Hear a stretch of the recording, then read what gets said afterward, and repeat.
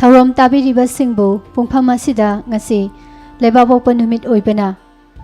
Channel ꯑꯁꯤꯕꯨ ꯌꯨꯇ꯭ꯌꯨꯕꯀꯤ ꯈꯨꯠꯊꯥꯡꯗ ꯇꯥꯕꯤꯔꯤꯕꯁꯤꯡꯒꯤꯗꯃꯛ ꯑꯈꯟꯅꯅ ꯊꯝꯖꯕ ꯂꯥꯏꯚ ꯆꯦꯠ ꯄ꯭ꯔꯣꯒ꯭ꯔꯥꯝ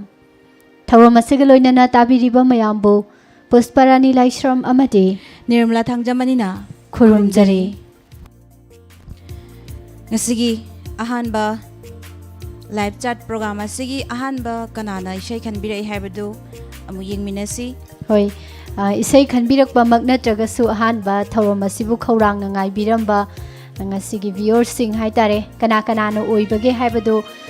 ꯌꯦꯡꯃꯤꯟꯅꯁꯤ ꯑꯗꯨꯒ ꯆꯪꯕꯤꯔꯛꯂꯤꯕꯁꯤꯡ ꯃꯦꯁꯦꯖꯁꯦ ꯏꯅꯕꯅꯅꯤ ꯃꯤꯗꯤ ꯊꯥꯒꯠꯆꯔꯤ ꯑꯊꯣꯏ ꯈꯨꯃꯟ ꯅꯪꯅ ꯂꯥꯞꯅ ꯇꯥꯝꯅ ꯅꯪꯍꯧꯅꯅꯕ ꯏꯁꯩꯁꯦ ꯑꯊꯣꯏ ꯈꯨꯃꯟ ꯊꯥꯒꯠꯆꯔꯤ ꯉꯁꯤꯒꯤ ꯑꯍꯥꯟꯕ ꯂꯥꯏꯚ ꯆꯥꯠ ꯑꯁꯤꯒꯤ ꯑꯍꯥꯟꯕ ꯑꯗꯨꯒ ꯁꯩꯇꯖꯤꯠ ꯆꯅꯝ ꯃꯦꯗꯥꯝ ꯑꯅꯤꯕꯨ ꯈꯨꯔꯨꯝꯖꯔꯤ ꯏꯁꯩ ꯑꯃꯇ ꯈꯟꯖꯒꯦ ꯑꯃꯔꯖꯤꯠꯀ ꯄꯨꯁꯄꯔꯥꯅꯤꯒ ꯁꯛꯄ ꯎꯈꯤꯗꯔꯦ ꯅꯪꯒꯨꯝꯕ ꯇꯥꯖꯒꯦ ꯍꯥꯏꯕꯤꯔꯛꯏ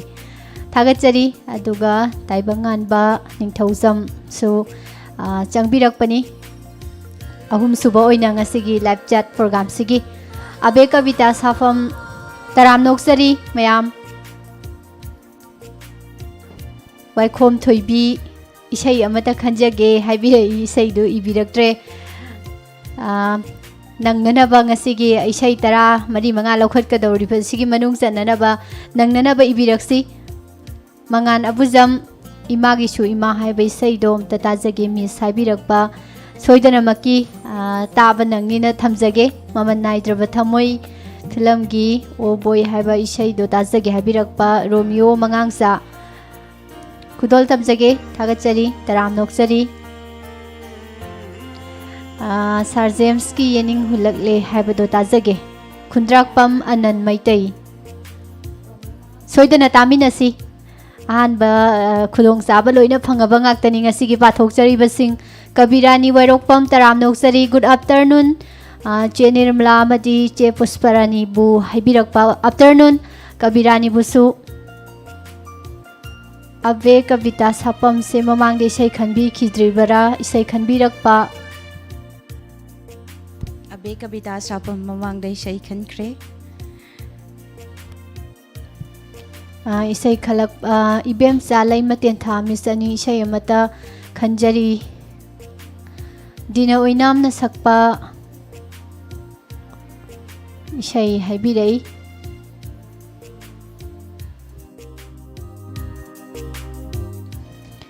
ꯔꯟꯖꯤꯇꯥ ꯋꯥꯏꯔꯣꯛꯄꯝ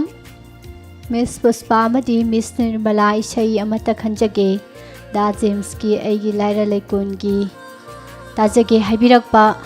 ꯇꯥꯃꯤꯟꯅꯁꯤ ꯄꯥꯊꯣꯛꯆꯔꯤꯕꯈꯩ ꯁꯣꯏꯗꯅꯃꯛꯀꯤ ꯅꯪꯒꯅꯤ ꯍꯥꯏꯕꯒꯤ ꯊꯥꯖꯕ ꯑꯗꯨꯃ ꯃꯌꯥꯝꯗ ꯄꯤꯖꯔꯤ ꯑꯗꯨꯒ ꯇꯣꯔꯩ ꯐꯤꯂꯝꯒꯤ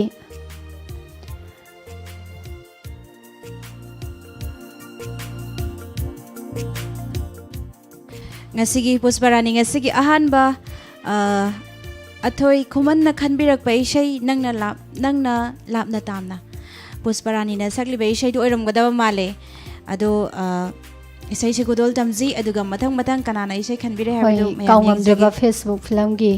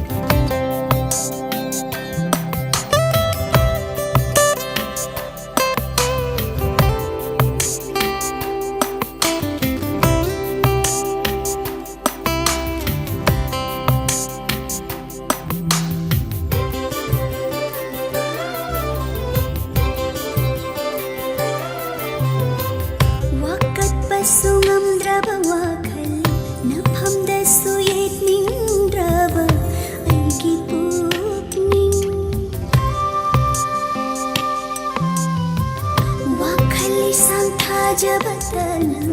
ಖಂಜಬನಿ ನನ್ನ ಈ ನಕ್ಸಿದ labour lerana kada sambal oige kana chali khomche nungshi nangu aina nungshi badi no lerana kada sambal oige kana chali khomche nungshi nangu aina nungshi badi no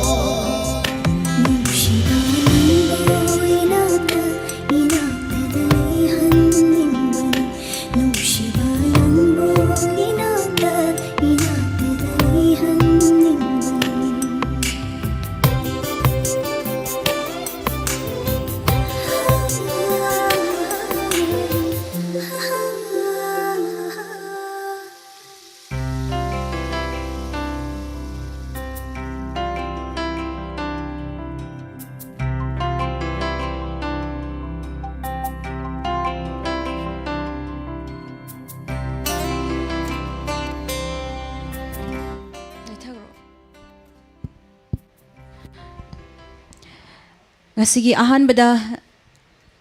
athoi khumana khanbirakpa isai ama koi mayam puna taminakre aduga mathang tarakpada comment pibirakpasing waikhom thobi wangma film gi hopunsi isai khanbirakpa thagachari haningai leitana kunja singh torai film gi khorangi pungning se sandhya waikhom thagachari ranbir gi mitlu ani gi wari birak pathaga chari haningai leitana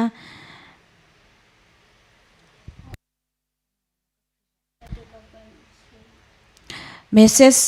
Alice Penauna message se loina delete to bikre kamai to una soibadagi to bibra ikoina fazagada comment sing amat yaudri haizagi soibadagi soidana maki oibiramgadaba male ado Alice Penau gi soidana oigadaba male kakpi kriba message sing je Yum Yambem Kindas time out over the Yambem Kindaski or Ramane Mayam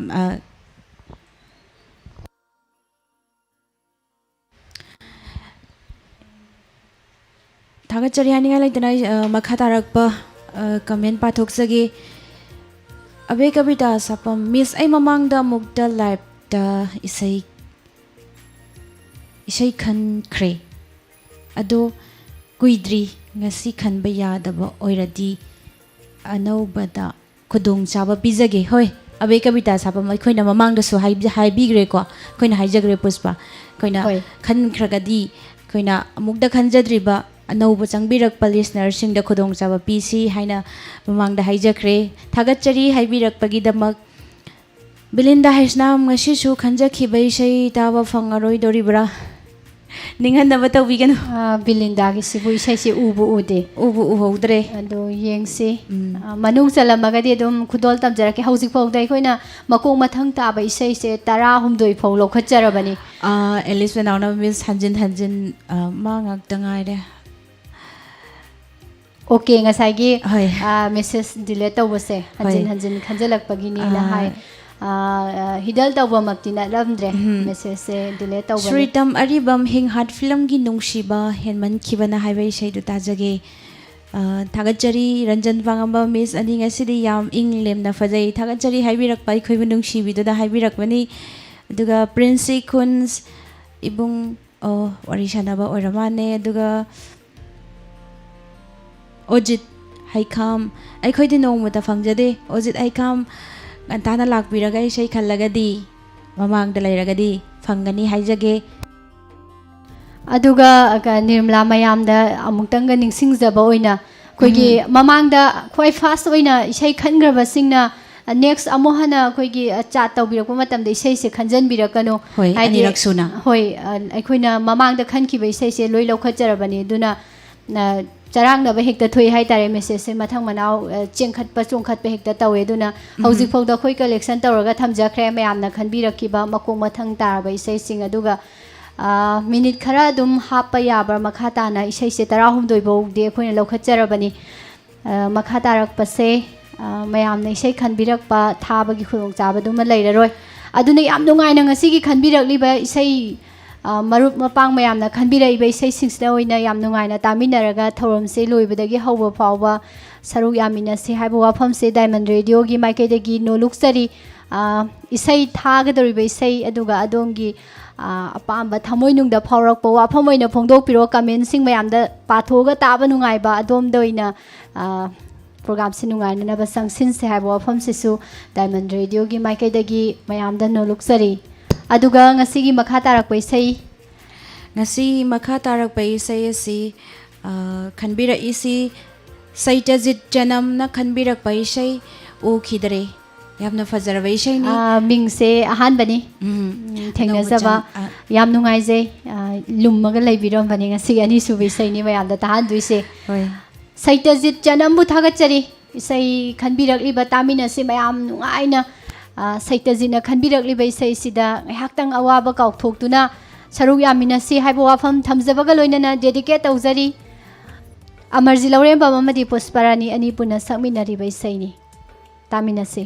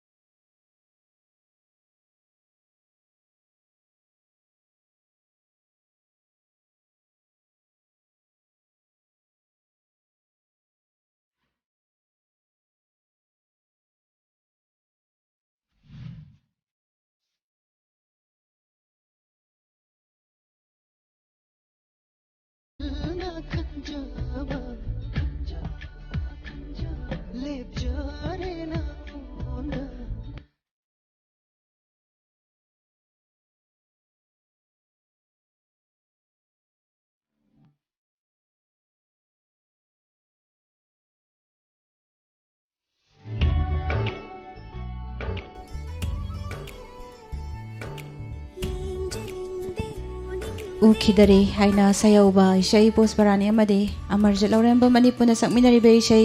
तामिनखरे Pushpa को यामना नुंगाइरबा मुद अमदा हौजिक हौजिक थेंगनरिबा कोविड-19 गा लांथेंगनरिबा मरक असदा मयामगी अवा पोथानबा हाइबदुना हाइजना अखोइना तौरजबा थौरमनी मयामना पुकनिंग थौगतपिरकपा हाइनिंगाइ लेतना थागतचरी संध्या Viacom अदगा Prince सिकुंस good afternoon तनु lemma पोकपम इशै मत खंजगे मचु संख्रे एजेहेश नाम थागतचरी इशै खनबिरकपा ओमरानी मयांग Lambam केरोंजी चनाबम Alice पेनाव bogie lemma पोकपम Koyna पाइबी चेकला से मथंगदा पाइरसी संध्या Viacom था उकेन Ningthoujam उसिवा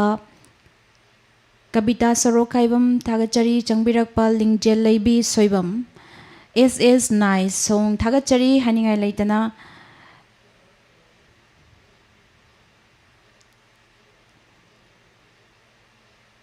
ngasi umarani mayang lambam na miss nirmala madi pusparani kari mathil chakragi ngasi se hainang bire ngasi se lafu irole aduga rau macha ayai baduga tawraga chagre ngasi gi oina thagachari haninga lektana naran babu aduga yambem kindas phajai yamna mingse mayamna tabada yamna nungsiba maming ni haijaba tare अदुगा राजेंद्र हेशनाम याम नुंगाई शै से हाइबिरकपा थागतचरी अदुगा lemma पोकपम जोइमती इसै मत खंजगे ngasi Ranbir थौनाना सकपा सिरगा लोइरबा पुंसी सिदा सक थागतचरी हानिंगाइ लेतना शांति पुख्रमबम miss अनिगी life वानांगाइ जबनी अदुबु इसै खनबदी नंगदब मांद्रे मिस अनिबु थागतचरी मथंगिदा ngantana इसै खलगा तामिनसी हाइजगे कबीरानी वायरोपम शॉर्ट फिल्म की कबीरानी से इशै से हौजिक त खलै से इबन ngौद्रबो ममांग द कमेंट तरामना उपिरखरबने हाइजरिबको अदो इशै सिदि नंगदबा मानद्रे ngasiगी ओइनदी खनबिरकपा थागचरी कबीरानी याम गन्नदी लाइव चैट प्रोग्राम सिदा सरु याबिरखिबनी अदुबो इशैदी नंगहौद्रे हाइ तारेको अदुगा बोयाई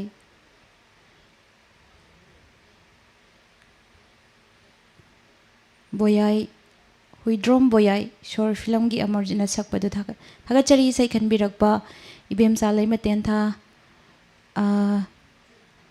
इबेम सालै मतेन था गिसे अखोइना इबुदि इसिनजरे अदुगा इशै से मयेक से फजना हमता इबिरखो अखोइना ज्ञान तादबा मा लैजरे होय दिन हाइबबुदी दिन ओइनामना सकपनी हाइबबुदी खंगजरे अदु इशै मेक तो फजना हमता इबिरो अहोबा परेंग दो अमुक्तंगा हन हाइबिरो खोइदा confuse चटपा लैजरे थागतचरी मयाम पुमनमक इशै खनबिरकपा अदुगा यारिबा मखै ngasiगी ahanba isai khanbigibasinga live se howbadagi loiba phawba yawbiyu isana khanbikiba isai mayam puna nungaina taminasi mamangdasu isai khanbiramaga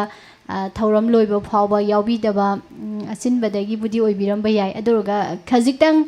mayamna aina khalakpa isai ni taminasi ga haraga join tawminabado adugi nungaibadu madi phangdabadawna tawe aduna yariba makhai ngasiगी थौरम असिदा संगबिरक्तुना इशै खनबिखिबा अहानबा सोइदनमकी थारागनी खनबा आई second लेगी third लेगी हाइबा मियोइसिंग lives लोइबा फावबा यावबियो हाइबा वाफम Sissu थमजरी ngasiगी मखा तारकपा इशै अदुदि खुदोल तमसी ngasiगी मखा तारकपा इशै Romeo मंगांग जाना खनबिरकपा इशै ममल नाइद्रबा थमोय हारिबा film असदगी इशैनी खनबिरकलिबा इशै से London बखोइमो होय Romeo मंगांसा इशै खनबा नंगौरोय पाखतपना इशै मे activity रखिद्रे दुमकपो London बखोइमुना साखप तोइरकलबदा हाइबा इशै से ओइरमदौ ngapiगनी oh boy हाइना से होबो इशै सिनी खनबिखिबसे निर्मला होय रोमियो मंगांसाना खुदोल तमसे दुदी मयाम पुना तामिनसे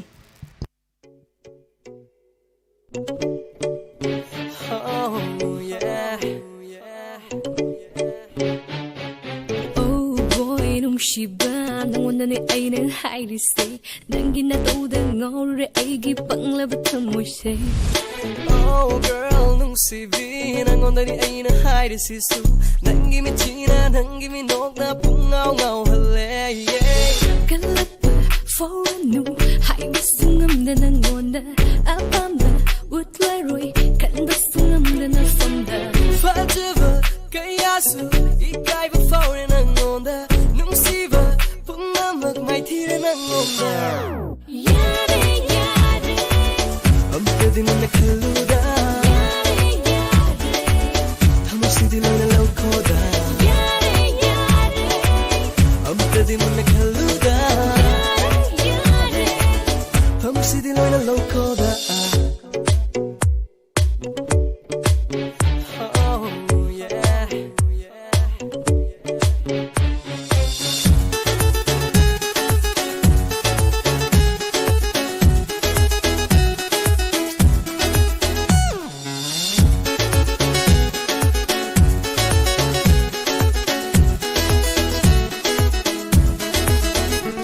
Aina online da lady say Namu yengjiga ngai bani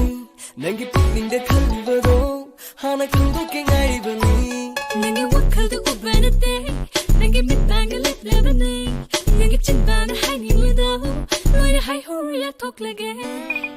Nangu nungsi haina sat sat hainaga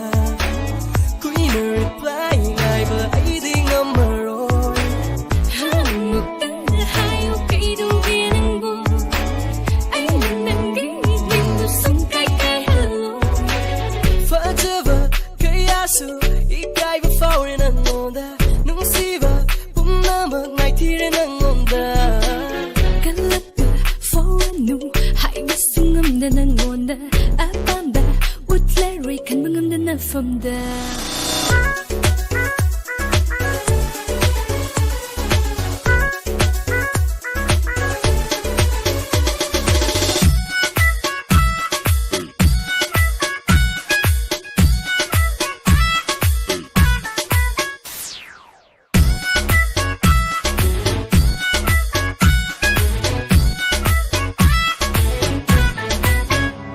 Mina itungdi inabase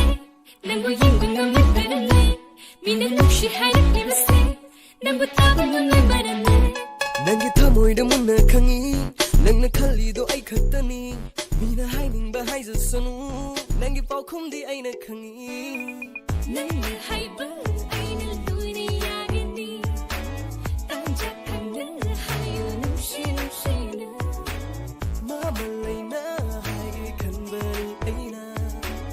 Nangu nungsi soidan haige ngasidi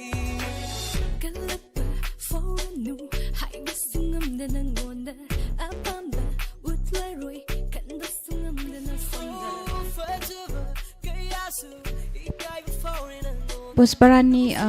Priyanka चनु पुष्परानी ने सकपा अमा हेक्ता ताजगी थागतचरी हनिंगा लेतना इसे खनबिरकपा संगीता मोइरांगथेम अनौबा लैचलना फिजंग खनबा हाइनास हौबा अरविंद सोइबम अमदी चित्राना सकपा अदु मतंग ताजगी हाइबिरकपा थागतचरी हनिंगा लेतना ताइबंगान बनिंग थौजुम थागतचरी बोगी लेमा पोकपम श्रीतम अरिबम थरोम असिदा सरुक याबिरकपा श्याम कुमार निंगथौजम लमई फिल्म गी किजै आईडी हाइबे शैदु ताजगी हाइना हाइबिरकपा थागतचरी हाइनिंगा लेतना खित्रिमेम संगीता मिस निर्मला अमदी मिस पुष्परानी बु थागतचरी तराव नोगसरी खित्रिमेम संगीता शांति पुख्रमबम miss अनीसु इसैदु मतेक अममम सकपियु इसैजे ngasi sakpagi khudong jabje thamjira thamoijira na khallibani puspa ado nangsu khalo aduga ngasi gi tharom asida isai saksira sa oijira habdu nangsu decision lawro aishu lawgi ge aduga yengasi karonjit sanabam taram noksari daya brata maibam awabadi laiko aikhoigi स्टाफना hospital दा लैखिबदा लैखिदबा मपुना थौजान बिदुना यामना थुना फरकपा ओइरसनु ꯁꯤꯃ ꯂꯥꯛꯏꯀꯣ ꯏꯆꯦꯃ ꯑꯅꯤꯗꯤ ꯇꯔꯥꯝꯅ ꯑꯣꯛꯆꯔꯤ ꯑꯩꯈꯣꯏꯅ ꯑꯁꯣꯏ ꯑꯉꯥꯝ ꯌꯥꯎꯕꯤꯅꯨꯀꯣ ꯄꯨꯝꯅꯃꯛ ꯊꯥꯒꯠꯆꯔꯤ ꯍꯥꯏꯅꯤꯡꯉꯥꯏ ꯂꯩꯇꯅ ꯗꯌꯥꯕꯔꯇ ꯃꯥꯏꯕꯝ ꯑꯗꯨꯒ MS ꯁꯣꯃꯦꯟꯗ꯭ꯔꯣ ꯊꯥꯒꯠꯆꯔꯤ ꯄ꯭ꯔꯤꯟꯁꯤ ꯈꯨꯟꯁ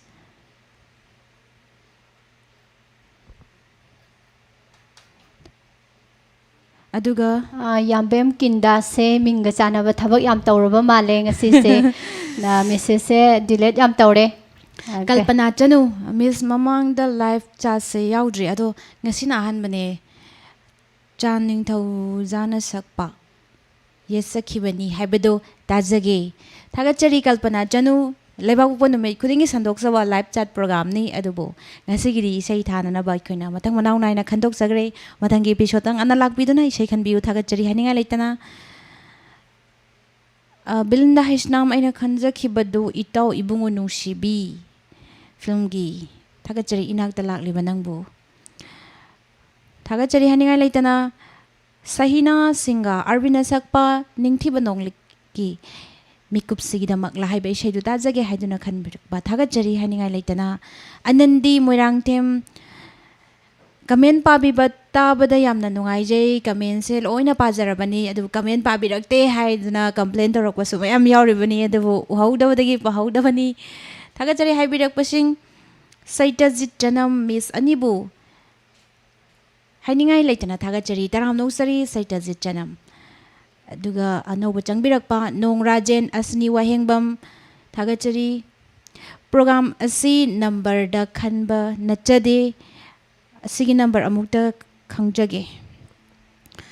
अखोई सि लाइव चाट द इशै खल्लगा थाजबनी नोंग राजेन अखोना फोन नंबर द खल्लगा थाजबन नचदे थागचरी हनिंगाई लेतना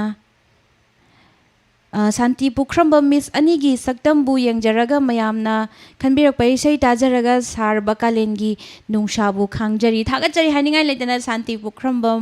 अखोगी थौरम असिबु ताबिरगा नुंगशागी मैसा खांगली हाइबा यामना नुंगाइजै ताबदा पुंगनिंग नुंसी अदुगा तोन शर्मा थागचरी थौरम असता याउबिरक्पा नोंग राजेन सिंगी प्रोग्राम सिगी नंबर अमुक्ता खंगजगे न हाइबसिगी पाखुमसे इसे से कोई चेता दुम खनबिरकदबने नंबर सिसिनजब लैजदे नंबर द खनबिरकदब इसे से नते हाइजगे Rajen Singh अदुबु ngasiगी makha tarakpadi sai khanbiraga su thaba ngamjararoi thagachari mayam pumnamak thauromasida saruk yabiriba sing khanbirakliba sai sing ngasigi thamjariba pungpham asi fawbada khudol tamjage mathang mathang oina taminasi mathangi sai si mangal abujam gi sai khanbirai ba sai si sangita sumkhamna sakba ima gi su ima haina sehobai sai si khanbirakpani sai si amu याम नुक्सीबा संगीता की खोंजेल दगी तामिनसी मयाम पुना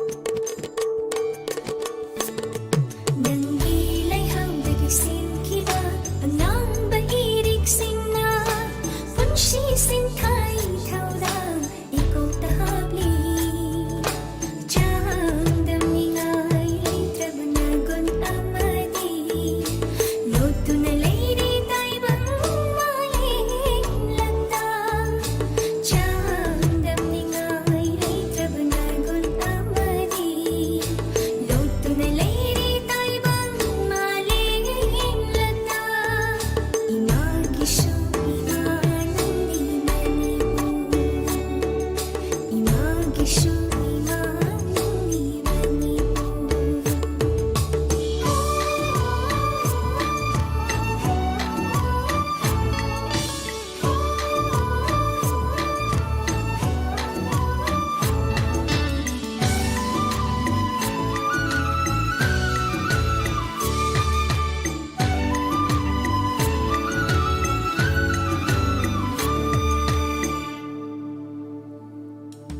어로이바 미혼나 망빙에 할라또나 인제게 어로이바 미굽수 이빠 이쁘기야 따판 동기자로 수로라 림자나판 멀림다마에 클라라 리험라가다바 나땅막시다 레이사노이나 인자게 멀림다마에 클라라 리험라가다바 나땅막시다 레이사노이나 인자게 무시바다 장담이나 레이드라바 나샤이동다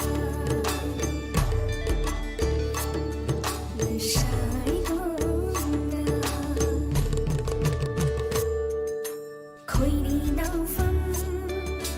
tao khi bên na tâm bạc tên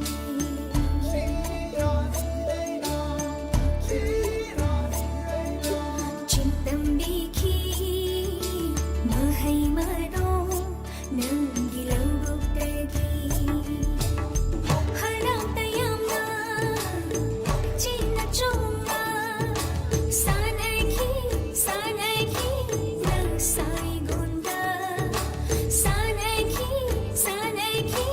nang sai gonda musibah na jangdam ni ngai lai traba imagi suina imagi suina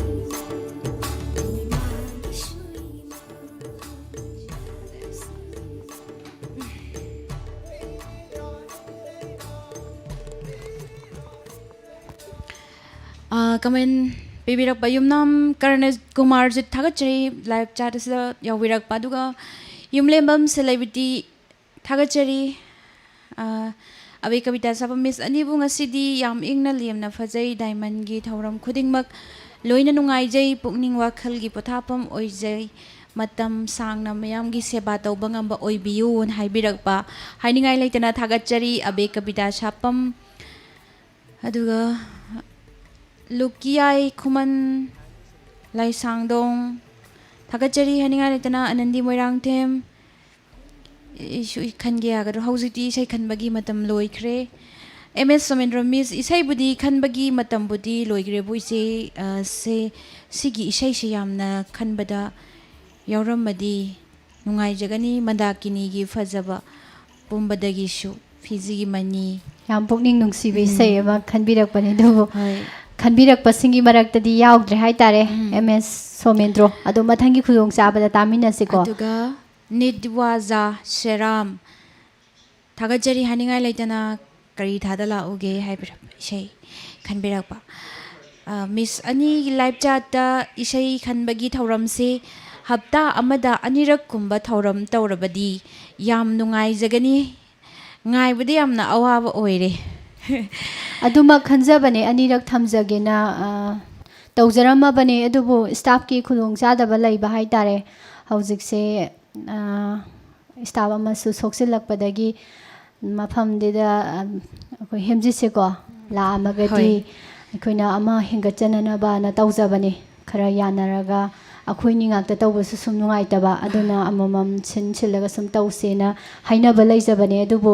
ꯑꯃ ꯁꯣꯛꯂꯛꯄꯁꯤꯗꯒꯤ ꯁꯦꯕꯥ ꯑꯣꯏꯅ ꯑꯃꯨꯛ ꯍꯧꯖꯤꯛꯁꯦ ꯂꯣꯏ ꯆꯠꯈꯤꯗꯅ ꯅꯤꯔꯃꯂꯥ ꯑꯩꯈꯣꯏꯅꯤꯅ ꯑꯍꯥꯟꯕ transmission ꯑꯗꯨꯒ ꯑꯅꯤꯁꯨꯕ ꯇ꯭ꯔꯥꯟꯁꯃꯤꯁꯟꯒꯤ ꯊꯧꯁꯦ ꯑꯗꯨꯝ ꯄꯨ ꯂꯩꯔꯤꯕꯅꯤ ꯍꯧꯖꯤꯛꯁꯦ ꯑꯗꯨ ꯁꯣꯏꯗꯅꯃꯛꯀꯤ ꯃꯇꯝꯅ ꯄꯨꯔꯛꯄ ꯑꯣꯏꯁꯅꯨ ꯀꯣꯔꯣꯅꯥꯁꯨ ꯈꯔ ꯐꯔꯛꯑꯒꯗꯤ ꯁ꯭ꯇꯥꯐꯁꯤꯡ ꯂꯣꯏꯅꯃꯛ ꯆꯠꯊꯣꯛ ꯆꯠꯁꯤꯟꯒꯤ ꯈꯨꯗꯣꯡꯆꯥꯕꯁꯦ ꯂꯩꯔꯛꯑꯒꯗꯤ ꯍꯥꯏꯇꯥꯔꯦ ꯃꯌꯥꯝꯒꯤ ꯄꯦꯟꯅꯅꯕ ꯑꯗꯨꯝ ꯍꯣꯠꯅꯖꯔꯛꯀꯦ ꯍꯥꯏꯕ ꯋꯥꯐꯝꯁꯤꯗ ꯇꯦꯟꯁꯤꯟꯖꯒꯦ Asni Wahengbam Kari Mathel Chabiragi Hangbirakhiba Khumjakhre ngasidi Asni Wahengbam na so haibigiba welcome iron bacha base hawani haibasu haibikre ngasida lafu irole hawe adum mayeng bam thadoi thingbai jambi pinjandrana sakpa basantagi leinamda chen khiba nungsi pauje lai bani bai sai do yam phajabani thaninge dubu matamdi leiraroi damnina aduga mathangi doi na loyal tamina lishram thagajari maibam rosen maitai sister anibu hapta amada amutang leibanina ahan balak pada khudong chaba pamjai miyoi kyana tabanina mathangi ngai bawagani ado mathangi episode da zo dum lakpiu isei khanbiu ngandana la aga thagajari isai soidabida thabi ibem chalai maten tha gi isai se koina haijagre isai se mayek se fajana muta ibira u na masai khanbadadi ko adu comment se khoina amuksu check tawjage haibida khrabra haibado yam kana di check tawjabani sai se mate khajik tang tharaga tawjabani adu comment se panana ba kadai wai dei pa khrage du si thauba yawbage sum yengai dei sai se dum tangkhai hena dum thajari se khoina nungai taba pathok taba yahobba se su nungai jadaba mayam su thauram si de yawri haibado ming pathok piraga di hena nungai badu oidoini aduna mamangda pikhraga su amutanga hana haibirakpa yagani akoigi madam ibemsa leimaten thagi sei se amutang phajana haibiro Robinson mayeng bam aina lotuna thamle bahai ba ekyangoi sei tu tajagi thagachari haningai leitana ms somendro sritam aribam wairokpam somola miss isai yamna fajai thagachari haningai leitana aduga kss lalita devi thagachari hijam syamananda tramnoksari thagachari haningai leitana mathangi sei tam comment su paningi sei su thaningi matamdi akangnaba matamni yam leijade ado makha tarakpa comment so panaba tause duga nirmala ngasigi makha tarakpa khanbirakpa sei khanghaude punghai ama hena changjinkhre sei di mayam ama lokhajaraga leijari thaba ngamnanaba nangnanaba honajage mathangi sei se khundrakpam ananna sakpai ananna khanbirakhibai sei Sir James ki yening hulagle hauji yam kanna mayamna pamna be sei ama oiribe sei se khanbirakpani khanbirakpa isai taminasi kudol tamjage aduga isai se nirmala ki firep se amtang mayamda khanganjage ngasai pusparani da firep aina firep loro haibi khibani isai se matek amamam sakpira u haibirak pasing thagachari haningai leitana hoi mayam gi comment aduga isai khanbirakpa mayam sigi marakta mayam gi apamba ama su oina haibirakpagi matungina isai matek sakpiro haibibase adum mayam gi apamba de dum tawsaninge da matam se am konadaba sina maram oiraga adum jar satkhina ban hona jabani aduma kumarak sida huji khudong chaba ma phange aduna nirmala dagi isai se mamang da su taagramnina adum sakpase khara laini na khanjai mateng matang thambiu isai se yam sangna di sharoi hoi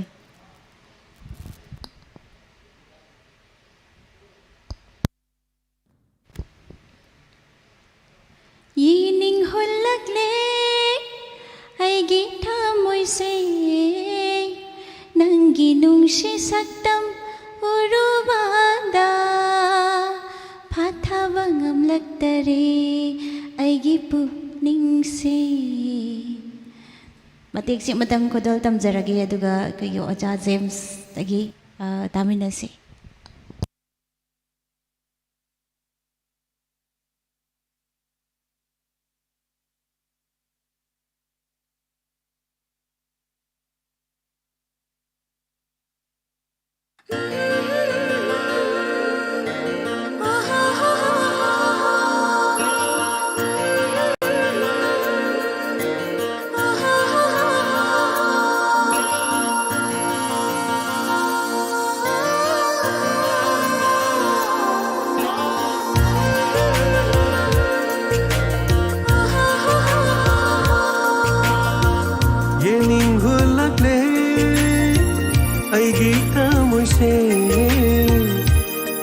Nangi nungshi satam urubada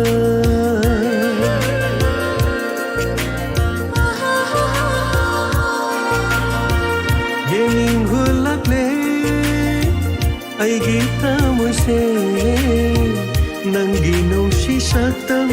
urubada tapthaba ngamlaktare aigi pukningse mathaba ngamlaktare aigi wakhalse nangi saktamna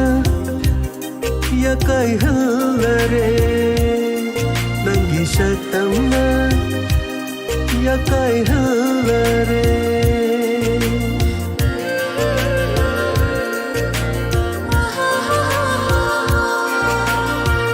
yening hulakle aigi tamoise nangi nungsi saktam urubada nangi nungsi saktam urubada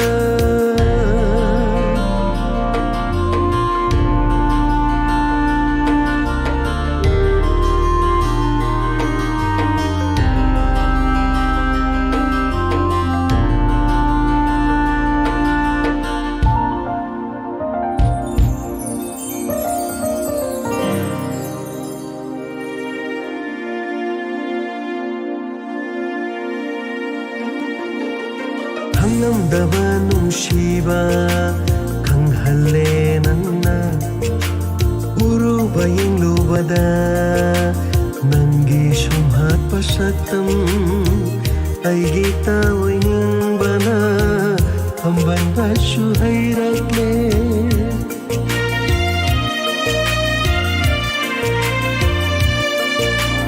ꯈꯪꯂꯝꯗꯕ ꯅꯨꯡꯁꯤꯕ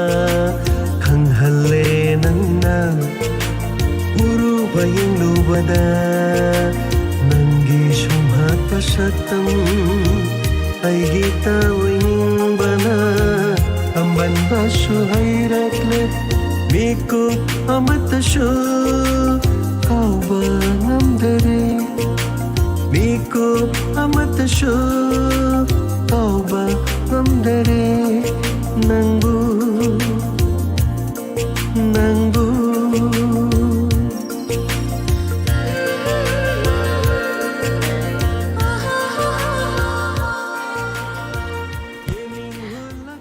ꯑꯗꯨꯒ sir ꯖꯦꯝꯁꯅ ꯁꯛꯄ ꯌꯦꯅꯤꯡ ꯍꯨꯜꯂꯛꯂꯦ ꯃꯌꯥꯝꯅ ꯌꯥꯝꯅ ꯄꯥꯝꯅ ꯇꯥꯟꯅꯔꯤꯕ ꯍꯟꯗꯛꯀꯤ ꯊꯥ ꯑꯁꯤꯒꯤ ꯇꯣꯞ 10 ꯆꯠꯂꯛꯄ ꯌꯥꯅꯁꯨ ꯂꯩꯔꯤꯕ ꯏꯁꯩ ꯑꯃꯅꯤ ꯃꯌꯥꯝꯅꯁꯨ ꯌꯥꯝꯅ ꯄꯥꯝꯅ ꯈꯟꯕꯤꯔꯛꯄ ꯕꯤꯁꯣꯔꯖꯤꯠ ꯂꯨꯋꯥꯡꯁꯥ ꯇꯔꯥꯝꯅ ꯑꯣꯛꯆꯔꯤ ꯂꯨꯛꯀꯤꯌꯥꯏ ꯈꯨꯃꯟ ꯇꯔꯥꯝꯅ ꯑꯣꯛꯆꯔꯤ ꯇꯣꯡꯕ꯭ꯔꯝ ꯇꯤꯀꯦꯟꯗ꯭ꯔꯖꯤꯠ ꯉꯁꯤ ꯌꯥꯏꯐꯔꯕ ꯀꯣꯔꯧ ꯅꯨꯃꯤꯠ ꯂꯩꯕꯥꯛ ꯄꯣꯛꯄ ꯅꯨꯃꯤꯠ ꯏꯉꯥꯒꯤ ꯅꯣꯡꯖꯨꯅ ꯀꯨꯞꯁꯤꯜꯂꯣꯕ ꯑꯇꯤꯌꯥꯅꯤ ꯂꯥꯏꯖꯅ ꯃꯤꯅꯣꯛ ꯇꯝꯂꯤ ꯃꯥꯂꯪꯅ ꯖꯒꯣꯏ ꯁꯥꯔꯤ ꯗꯥꯏꯃꯟ ꯔꯦꯗꯤꯑꯣꯅ ꯁꯟꯗꯣꯛꯄꯤꯔꯤꯕ ꯏꯁꯩꯁꯤ ꯌꯥꯝꯅ ꯅꯨꯡꯉꯥꯏ ꯊꯥꯒꯠꯆꯔꯤ ꯍꯥꯏꯅꯤꯡꯉꯥꯏ ꯂꯩꯇꯅ ꯇꯣꯡꯕ꯭ꯔꯝ ꯇꯤꯀꯦꯟꯗ꯭ꯔꯖꯤꯠꯀꯤ ꯋꯥꯍꯩ ꯌꯥꯝꯅ ꯌꯥꯝ ꯐꯖꯩ ꯐꯖꯩ ꯍꯥꯏꯇꯥꯔꯦꯀꯣ ꯊꯥꯒꯠꯆꯔꯤ ꯑꯗꯨꯒ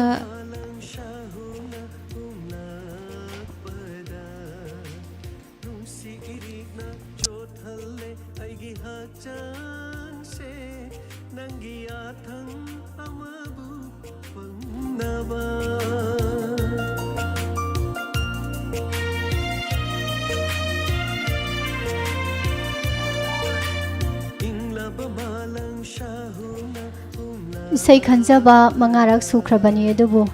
ꯊꯥꯕꯤꯔꯛꯈꯤꯗ꯭ꯔꯦ ꯊꯥꯔꯛꯇ꯭ꯔꯕꯁꯨ ꯀꯩꯁꯨ ꯀꯥꯏꯗꯦ ꯃꯌꯥꯝꯅ ꯈꯟꯕ ꯏꯁꯩ ꯇꯥꯔꯒ ꯅꯨꯡꯉꯥꯏꯖꯔꯦ ꯏꯟꯗꯤꯔꯥ ꯁꯣꯔꯣꯛꯈꯥꯏꯕꯝ ꯅꯣꯡꯃꯗꯤ ꯁꯣꯝꯒꯤꯁꯨ ꯃꯇꯝ ꯂꯥꯛꯈꯤꯅꯤꯅ ꯊꯝꯖꯒꯦ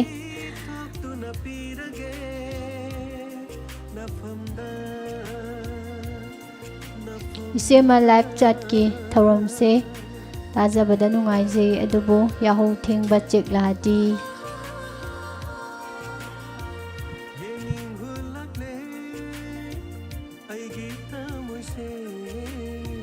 nangi nungsi saktam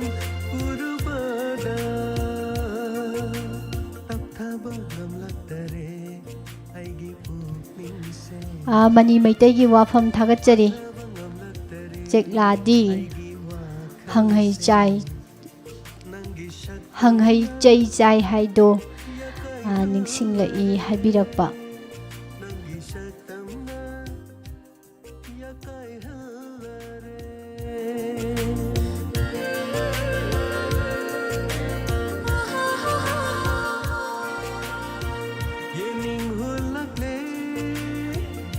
ꯑꯩꯒꯤ ꯊꯃꯣꯏꯁꯦ ꯅꯪꯒꯤ ꯅꯤꯔꯃꯂꯥ ꯏꯁꯩꯁꯦ ꯈꯔ ꯇꯦꯟꯅ ꯊꯥꯅꯅꯕꯒꯤ ꯑꯄꯥꯝꯕꯁꯨ ꯑꯗꯨꯝ ꯐꯣꯡꯗꯣꯛꯄꯤꯔꯛꯏ ꯃꯌꯥꯝ ꯑꯃ ꯍꯣꯏ ꯍꯣꯠꯅꯖꯒꯦ ꯃꯇꯝꯁꯨ ꯂꯩꯁꯤꯜꯂꯛꯇ꯭ꯔꯕꯅꯤ ꯀꯃꯦꯟꯁꯨ ꯄꯥꯕ ꯁꯥꯟꯇꯤ ꯄꯨꯈ꯭ꯔꯝꯕꯝ ꯋꯥꯎ ꯁꯥꯔ ꯖꯦꯝꯁꯀꯤ ꯏꯁꯩꯗꯣ ꯃꯤꯁ ꯅꯤꯔꯃꯂꯥꯅ ꯃꯇꯦꯛ ꯑꯃꯇꯪ ꯁꯛꯄꯤꯔꯛꯄꯒꯤ ꯃꯤꯁꯄꯨ ꯍꯟꯅ ꯊꯥꯒꯠꯆꯔꯤ ꯍꯥꯏꯅꯤꯡꯉꯥꯏ ꯂꯩꯇꯅ ꯒꯤꯇꯥꯔꯥꯅꯤ ꯊꯤꯌꯥꯝ ꯁꯥꯔ ꯖꯦꯝꯁꯀꯤ ꯏꯁꯩꯁꯦ ꯇꯥꯕꯁꯤꯗꯤ ꯏꯅꯧ ꯅꯧꯊꯣꯛꯈ꯭ꯔꯦ ꯋꯥꯈꯜ ꯀꯥꯏꯁꯦ ꯑꯗꯨꯅꯦ ꯋꯥꯈꯜ ꯅꯧꯊꯣꯛꯄ ꯋꯥꯈꯜ ꯑꯉꯥꯡ ꯑꯣꯏꯊꯣꯛꯄ ꯍꯥꯏꯁꯦ ꯑꯩꯈꯣꯏꯒꯤ ꯏꯁꯥꯒꯤꯁꯨ ꯃꯈꯥ ꯌꯥꯝꯅ ꯄꯣꯜꯂꯤ ꯏꯁꯥꯅ ꯋꯥꯈꯜ ꯅꯨꯡꯉꯥꯏꯇ꯭ꯔꯒꯗꯤ ꯋꯥꯈꯜ ꯄꯤꯛꯁꯜꯂꯒꯗꯤ ꯁꯨꯝ ꯄꯤꯛꯁꯟꯈꯤꯗꯣꯏꯅꯦꯕ ꯁꯨꯝ ꯄꯤꯛꯁꯟꯈꯤꯗꯣꯏꯅꯦꯕ ꯑꯗꯨꯒ ꯋꯥꯈꯜꯁꯦ ꯆꯥꯎꯊꯣꯛ ꯇꯥꯔꯒꯗꯤ ꯁꯨꯝ ꯆꯥꯎꯊꯣꯔꯛꯇꯣꯏꯅꯦ ꯋꯥꯈꯜꯁꯦ ꯅꯨꯡꯉꯥꯏꯗꯣꯏꯅꯦꯕ ꯃꯪꯂꯥꯟ ꯑꯃꯗ ꯇꯥꯎꯔꯒ ꯂꯩꯗꯣꯏꯅꯦꯕ ꯑꯗꯣ ꯏꯁꯥꯒꯤ ꯃꯈꯥ ꯄꯣꯜꯂꯤ ꯍꯥꯏꯖꯒꯦ ꯑꯗꯨꯒ ꯁꯣꯏꯗꯕꯤ ꯊꯥꯕꯤꯔꯛꯑꯣ ꯃꯤꯁ ꯑꯅꯤ ꯈꯟꯖꯈꯤꯕ ꯏꯁꯩ ꯗꯤꯅ ꯑꯣꯏꯅꯥꯝ ꯃꯌꯦꯛꯇ ꯅꯥꯎꯕ ꯄꯨꯁꯄꯥꯔꯥꯅꯤ ꯑꯅꯤꯅ ꯁꯛꯄ ꯑꯗꯨ ꯀꯩꯅꯣꯒꯤ ꯑꯩꯈꯣꯏꯒꯤ ꯃꯦꯝ ꯏꯕꯦꯝꯆꯥꯒꯤꯁꯦ ꯌꯦꯡꯖꯔꯒꯦ ꯆꯨꯝꯕ ꯆꯨꯝꯗꯕ ꯑꯃ ꯍꯦꯛꯇ ꯏꯁꯩ ꯃꯌꯦꯛꯁꯤ ꯑꯩꯈꯣꯏ ꯄꯥꯝꯖꯕꯅꯤ ꯏꯁꯩ ꯃꯌꯦꯛꯁꯦ ꯅꯥꯎꯕꯒ ꯄꯨꯁꯄꯥꯔꯥꯅꯤꯒ ꯁꯛꯄꯅ ꯍꯦꯛꯇ ꯌꯦꯡꯖꯔꯒꯦ ꯑꯗꯨꯒ ꯆꯥꯟꯁ ꯌꯥꯝ ꯋꯥꯡꯂꯩ ꯍꯥꯏꯇꯥꯔꯦ ꯉꯁꯤꯒꯤ ꯂꯧꯈꯠꯆꯔꯤꯕ ꯏꯁꯩꯁꯤꯒꯤ ꯃꯔꯛꯇ ꯑꯗꯨꯒ ꯃꯊꯪꯒꯤ ꯏꯁꯩꯁꯦ ꯈꯧꯔꯥꯡꯅ ꯉꯥꯏꯔꯤꯕ ꯃꯌꯥꯝꯁꯤꯡꯒꯤ ꯃꯔꯛꯇꯒꯤ ꯑꯃꯈꯛꯅꯤ ꯂꯧꯈꯠꯆꯒꯗꯧꯔꯤꯕ ꯏꯁꯩꯁꯤ ꯀꯦꯔꯣꯟꯖꯤꯠ ꯁꯅꯕꯝ ꯈꯟꯕꯤꯈꯤꯕ ꯏꯁꯩꯗꯨꯅꯤ ꯀꯦꯔꯣꯟꯖꯤꯠ ꯁꯥꯟꯅꯕꯝ ꯌꯥꯎꯕꯤꯔꯝꯒꯗꯕ ꯃꯥꯜꯂꯦ ꯀꯦꯔꯣꯟꯖꯤꯠ ꯁꯥꯟꯅꯕꯝꯁꯦ ꯌꯥꯝꯅ ꯀꯩꯅꯣ ꯇꯧꯕ ꯆꯥꯡ ꯌꯥꯝ ꯅꯥꯏꯕ ꯂꯥꯏꯚꯀꯤ ꯄ꯭ꯔꯣꯒꯥꯝꯗ ꯌꯥꯝꯅ ꯃꯔꯝ ꯌꯥꯝ ꯃꯣꯛꯄ ꯂꯤꯁꯅꯔꯁꯤꯡꯒꯤ ꯚꯤꯌꯔꯁꯤꯡꯒꯤ ꯃꯔꯛꯇ ꯑꯃꯈꯛꯅꯤ ꯁꯣꯏꯗꯅꯃꯛꯀꯤ ꯌꯥꯎꯕꯤꯔꯝꯒꯅꯤ ꯍꯥꯏꯕꯒꯤ ꯊꯥꯖꯕꯗꯨ ꯊꯝꯖꯕꯒ ꯂꯣꯏꯅꯅ ꯈꯟꯕꯤꯔꯛꯈꯤꯕ ꯏꯁꯩ ꯔꯟꯖꯟ ꯄꯥꯉꯝꯕꯝꯅ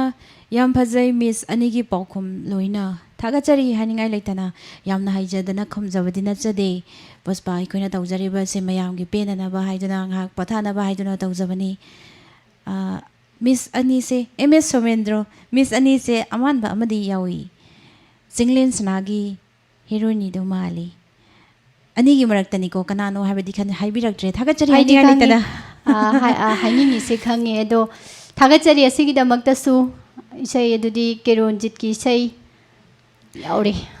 ꯀꯦꯔꯣꯟꯖꯤꯠꯀꯤ ꯏꯁꯩ ꯄꯜ ꯑꯃꯅ ꯍꯥꯏꯔꯤꯕ ꯐꯤꯂꯝ ꯑꯁꯤꯗꯒꯤ ꯁꯩꯁꯛꯂꯤꯕꯤ ꯄꯨꯁꯄꯥꯔꯥꯅꯤ ꯇꯨꯃꯤꯟ ꯇꯨꯃꯤꯟ ꯗꯤꯅꯦꯁ ꯑꯃꯗꯤ ꯄꯨꯁꯄꯥꯔꯥꯅꯤ ꯑꯅꯤ ꯄꯨꯟꯅ ꯁꯛꯃꯤꯟꯅꯔꯤꯕ ꯏꯁꯩꯅꯤ ꯈꯨꯗꯣꯜ ꯇꯝꯖꯒꯦ ꯏꯁꯩꯁꯤ ꯑꯣꯏꯅ ꯁꯛꯍꯧꯔꯁꯤꯔ ꯈꯪꯗꯦ ꯑꯩ ꯌꯥꯏꯌꯦ ꯄꯨꯁꯄꯥꯔꯥꯅꯤꯗꯒꯤ ꯑꯩ ꯀꯥꯎꯊꯣꯛꯎꯔꯦ ꯁꯣꯔꯤ ꯑꯗꯣ ꯄꯨꯁꯄꯥꯔꯥꯅꯤꯗꯒꯤ ꯏꯁꯩꯁꯦ ꯄꯨꯁꯄꯥꯔꯥꯅꯤꯅꯁꯨ ꯌꯥꯝꯅ ꯇꯣꯏꯅ ꯉꯪꯕ ꯏꯁꯩꯅꯤ ꯃꯈꯥ ꯇꯥꯔꯛꯄꯗ ꯏꯁꯩꯁꯤ ꯁꯛꯄ ꯌꯥꯕ ꯌꯥꯎꯔꯝꯗ꯭ꯔꯒꯗꯤ ꯍꯣꯔꯦꯟ ꯃꯌꯥꯝꯅ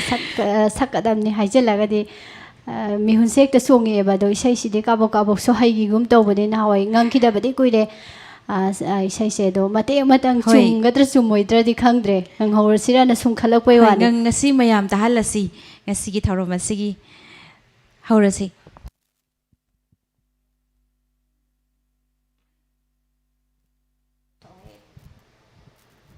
ꯇꯨꯃꯤꯟ ꯇꯨꯃꯤꯟ ꯊꯃꯣꯏꯁꯤꯅ ꯅꯪꯕꯨ ꯑꯁꯨꯝ ꯈꯜꯂꯨꯔꯤꯕ 이미지다 마이통두다 우두나다 레닝리바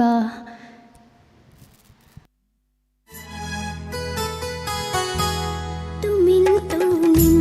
खामोशीना नंबु आशुम खल्लुरीबा 이미지나 마이통두당 ꯌꯦꯡꯗꯨꯅꯇ ꯂꯩꯅꯤꯡꯂꯤꯕ ꯁꯪꯁꯥꯔꯁꯤꯗ ꯑꯩꯒꯤꯗꯃꯛ ꯂꯥꯛꯈꯤꯕꯔꯥ ꯍꯥꯏꯌꯨ ꯅꯪꯕꯨ तुमिन तुमिन खामोशीना नंबु आशुम खल्लुरीबा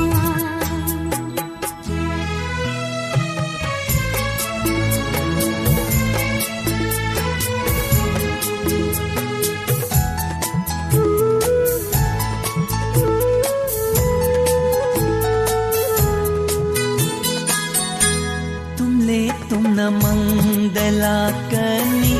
चतले चतनमीत है तवी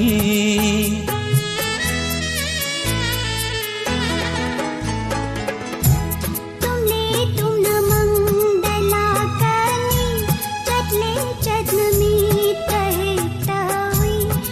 ꯅꯨꯡꯁꯤ ꯅꯪꯒꯤ ꯃꯥꯏꯊꯣꯡꯗꯨꯅꯤ ꯊꯃꯣꯏꯁꯤꯕꯨ ꯉꯥꯎꯍꯜꯂꯤꯕ ꯂꯩꯍꯟꯕꯤꯌꯨ ꯄꯨꯟꯁꯤ ꯆꯨꯞꯄ ꯅꯪꯒꯤ ꯅꯥꯛꯇ ꯇꯨꯃꯤꯟ ꯇꯨꯃꯤꯟ ꯊꯃꯣꯏꯁꯤꯅ ꯅꯪꯕꯨꯗꯃꯛ ꯄꯥꯝꯂꯨꯔꯤꯕ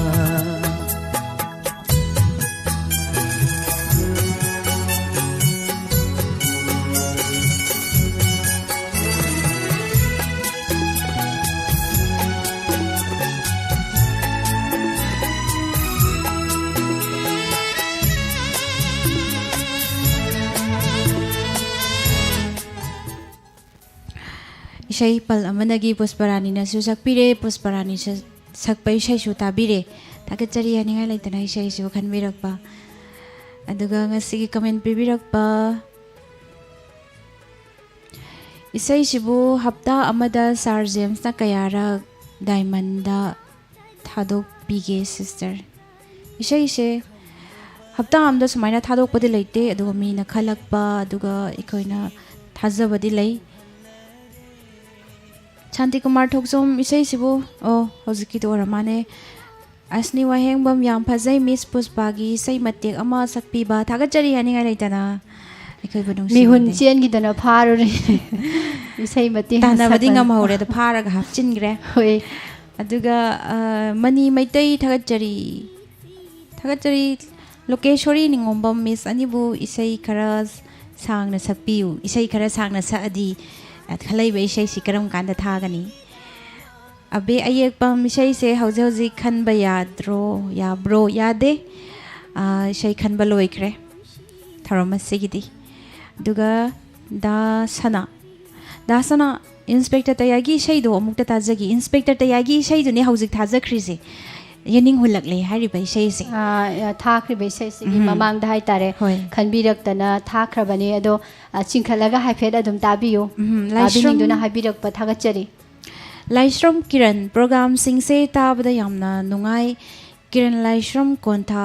khabam haibong makhong laikai thagachari Laishram Kiran mathangi episode ta sulak piyo anoba changbirak pa mali thagachari haningai laitana aduga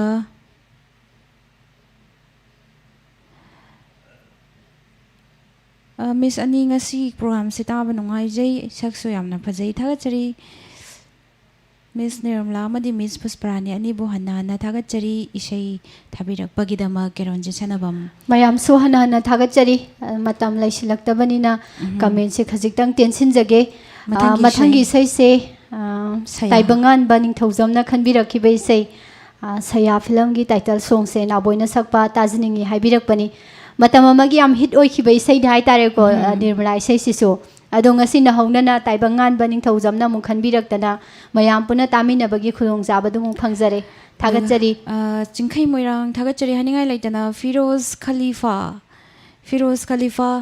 lam khara het ba mali Firoz Khalifa ji hauzik se lam hendavida wakhal ta na mayam nungsinana leiminase program sida saru yabirakpada su mayam taba nungai ba yengba yaba aduga paba nungai ba comment adum tawbiyu aduga thorom sida saru yabiningdraga su adum lep tawbiyu haiba wafam si su muk thamjari aduga khanbirak paisai khudol tamsage saya haiba film asidagi na Ho woina Saya, sakpa Ho ho Saya. saya che ani gi vocal se matam kuina tarudrabasu ngasi amuk tajabase adumak vocal honglamde singkhai moirang thagachari haningai laitana thangjam biren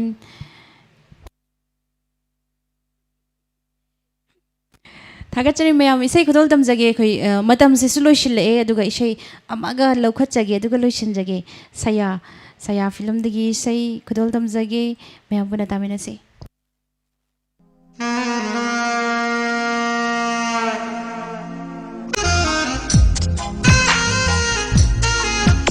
Kuidarure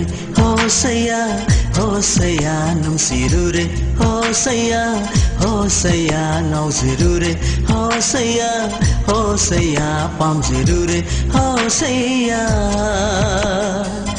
nungsi ai pu binang se hawani chako tilatai Madom nganjabi thaje nangne ngalarone nangna aigi thamoy atiyad nangna hosaya khoi daru re hosaya nungsiru re hosaya ngauziru re hosaya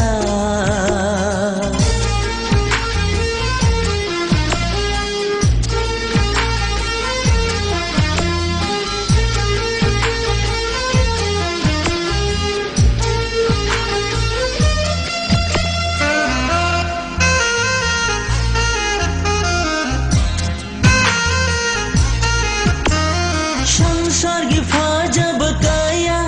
उरुरे Anna आपंब नुंसिब फाउरक पलैतरे नंतन महले ऐगिदी नंतन लोइजरे ऐगिदी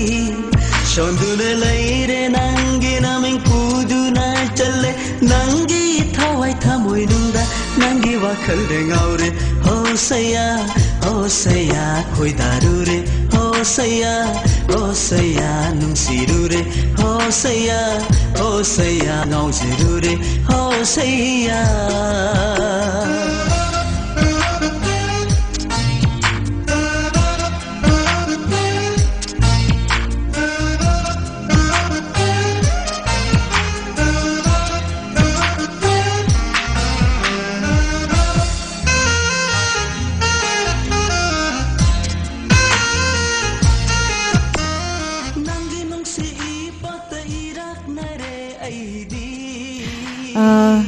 Saya film dagi ishay taminakre aduga mathangda ishay amashu tharaga ishay kya thaba yakini isay se ama anigumba lakhachage haidokibagi matungina matamdi loijarabani dubo thahaudragadi amo hayeng thabirakide tharakani haibiraga haiba kamena paba ngamaroi Sitambala ukram pung kyada khalagadi fangani say se miss Sitambala ukram pung koi good morning gi thauram gi manung chana pungning gi warol se loiraga ikoina thauram ase sandok sabani leiba pokpa namit khudingi chaurakna pung ani tarakpa matam swai se ani tadringai dagi haubasu dum yawe duga tarakpaga haubaga sangbirakpa mayam isai taba dum phangdaba yawi aina igadoriba text to thuna mang thangna changakpa ngamagadi adum isai 15 fogi sang sigi sangda comment sina mamang thaba nang hauragadi isai se taba phangani na thamjage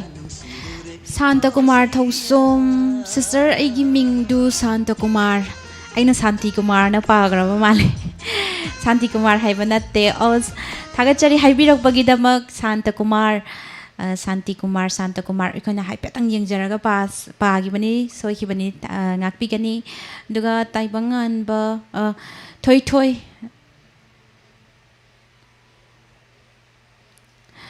Nangna sembi bane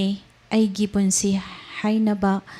lei pot ama leirabadi afaba fattaba lei adubu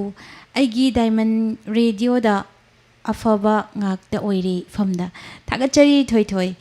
haibirakpa wahis yamna fajaba maman yamna ba wahai hai tare thagachari abe ayekpam program sigi sai kamaina khange amta sengna haibiramo program se abe ayekpam koina pukning warel loraga tharam se hauzaragani live thabaga aikoina isai se matang munau naina khanbirakpa isai se laiba bokpa numit ki hai tare good morning gi pukning gi warol si hek loibaga thorom si ngai hak lairaba matung da hauzabani aduda haurakpaga isai se isana pambiri be isai se isai gi details ado ibiraga thajan birakpa ahan ba lakpa khara ikoina khangacha hobani hai tare thorom sida duga khudol tamjabani masini mainam dipak miss anigi camera light khara langkhatri kari haibirino langkhatri langkhatlagana langkhatlagana langkhati aikoi mioi base thagachari haningai laitana kabita soro khaibam keron shai thabirak pagidamak thagachari Alice Penau Prince Pesorjit Luangcha duga Indra soro khaibam ꯋꯥꯔꯕ ꯀꯣꯚꯤꯗꯀꯤ ꯃꯇꯝꯗ diamond ꯔꯦꯗꯤꯑꯣꯅ ꯑꯩꯈꯣꯏ ꯄꯨꯝꯅꯃꯛꯄꯨ ꯑꯋꯥ ꯄꯣꯊꯥꯍꯟꯕꯤꯕ ꯍꯥꯏꯅꯤꯡꯉꯥꯏ ꯂꯩꯇꯅ ꯊꯥꯒꯠꯆꯔꯤ ꯏꯟꯗꯤꯔꯥ ꯁꯣꯔꯣꯛ ꯈꯥꯏꯕꯝ ꯊꯧꯔꯝ ꯑꯁꯤꯗ ꯁꯔꯨꯛ ꯌꯥꯕꯤꯔꯛꯄ ꯃꯤꯁ ꯑꯅꯤꯕꯨ ꯍꯥꯏꯅꯤꯡꯉꯥꯏ ꯂꯩꯇꯅ ꯊꯥꯒꯠꯆꯔꯤ ꯑꯗꯨꯒ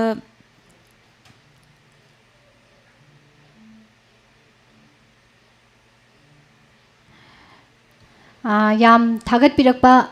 ꯊꯥꯒꯠꯆꯔꯤ ꯑꯩꯈꯣꯏꯒꯤ ꯑꯩꯈꯣꯏꯒꯤ ꯃꯥꯏꯀꯩꯗꯒꯤꯁꯨ ꯑꯗꯣ ꯃꯊꯪꯒꯤ ꯏꯁꯩ ꯑꯃꯨꯛ ꯂꯧꯈꯠꯆꯒꯦ ꯃꯌꯥꯝ ꯃꯔꯛꯇꯒꯤ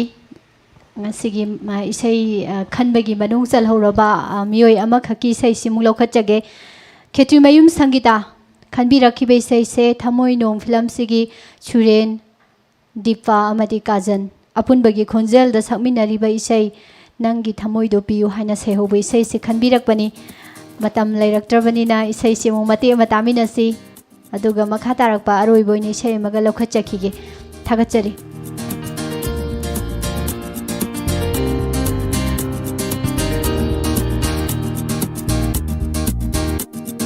ꯅꯪꯒꯤ ꯊꯃꯣꯏꯗ ꯄꯤꯌꯨ ꯑꯩꯒꯤꯁꯨ ꯄꯤꯛꯂ ꯃꯐꯝ ꯑꯃ ꯅꯪꯅ ꯈꯖꯤꯛꯇꯪ ꯑꯣꯏꯔꯕꯁꯨ ꯑꯩꯕꯨ ꯈꯟꯕꯤꯅꯕ ꯅꯪꯒꯤ ꯋꯥꯈꯜꯗ ꯄꯤꯌꯨ ꯑꯩꯒꯤꯁꯨ ꯄꯤꯛꯂ ꯃꯐꯝ ꯑꯃ ꯅꯪꯅ ꯈꯖꯤꯛꯇꯪ ꯑꯣꯏꯔꯕꯁꯨ ꯑꯩꯕꯨ ꯅꯤꯡꯁꯤꯡꯅꯕ ꯅꯪꯒꯤ ꯅꯨꯡꯉꯥꯏꯕꯅ ꯑꯩꯒꯤ ꯅꯨꯡꯉꯥꯏꯕꯅꯤ ꯅꯪꯒꯤ ꯑꯋꯥꯕꯅ ꯑꯩꯒꯤꯁꯨ ꯑꯋꯥꯕꯅꯤ ꯅꯪꯒꯤ ꯅꯨꯡꯉꯥꯏꯕꯅ ꯑꯩꯒꯤ ꯅꯨꯡꯉꯥꯏꯕꯅꯤ ꯅꯪꯒꯤ ꯑꯋꯥꯕꯅ ꯑꯩꯒꯤꯁꯨ ꯑꯋꯥꯕꯅꯤ ꯅꯪꯒꯤ ꯊꯃꯣꯏꯗ ꯄꯤꯌꯨ ꯑꯩꯒꯤꯁꯨ ꯄꯤꯛꯂ ꯃꯐꯝ ꯑꯃ ꯅꯪꯅ ꯈꯖꯤꯛꯇꯪ ꯑꯣꯏꯔꯕꯁꯨ ꯑꯩꯕꯨ ꯈꯟꯕꯤꯅꯕ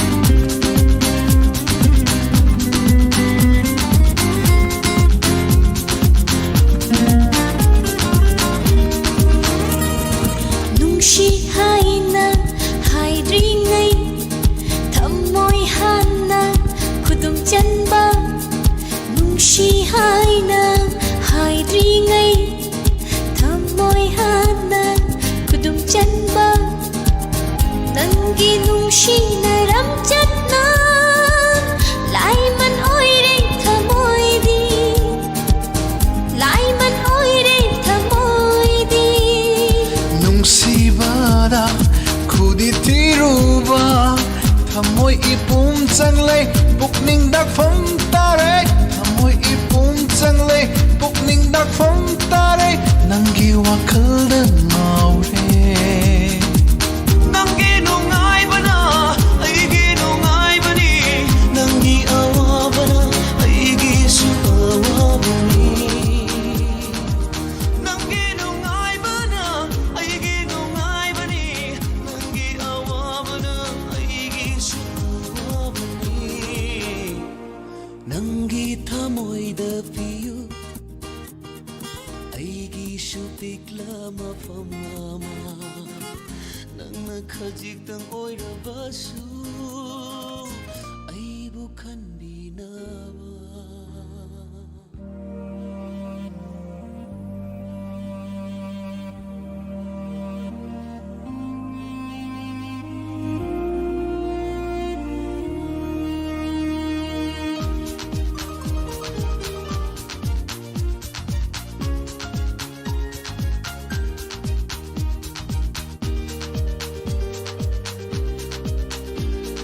Nungshi masak khandringai thammoi pali khangjaramde Nungshi masak khandringai thammoi pali khangjaramde Nungshi bahairu badagi thammoi se marong lolakle Thammoi se marong lolakle